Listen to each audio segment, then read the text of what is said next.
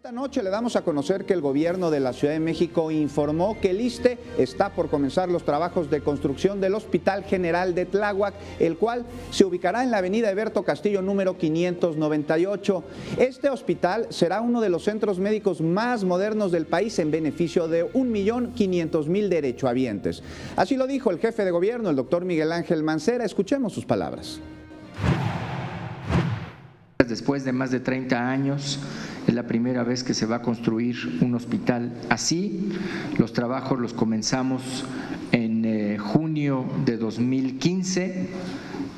Ya estamos ahora sí listos para esta tarea conjunta. Es una inversión de más de 1.800 millones. Les reitero, ya está en los preliminares de limpieza de todo el predio, de todo el terreno, y en las próximas semanas va a empezar ya la obra.